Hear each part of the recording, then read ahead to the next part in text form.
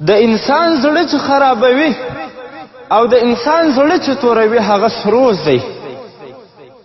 سروز هغه شی دی چې د الله عزوجل یاد، د الله عزوجل ذکر او د پیغمبر اسلام صلی الله علیه و آله وسلم دا خوږ محبت، دا خوږ یاد، دا د سړي د زړه څخه باسي.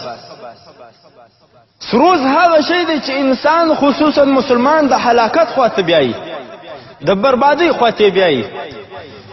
سروز هغه شی دی، موسیقي هغه شی دی چې هغه د قبر سختي، هغه د قبر عذابونه هغه د مسلمان د زړه څخه باسي. او هغه تکلیفونه چې په ورځ د محشر و ټولو قومو ته پیښ وي او ټول مسلمانان، ټول قومونه په تشویش کې وي، خلک په غمونو کې پټ وي، د هغې ورځې یاد او توجه د سړي د زړه څخه باسي. سروز هغه شی دی چې انسان د الله عزوجل د عبادت څخه راګرځوي، د الله عزوجل د اطاعت څخه راګرځوي. سروز هغه شی دی چې انسان غافل کوي. ځکه نن ډیر مسلمانان، ډیر ځوانان هغه نن د سروز آلات په غږولو باندې مصروفه دي. دا یې خپل وظیفه ګرځولې ده.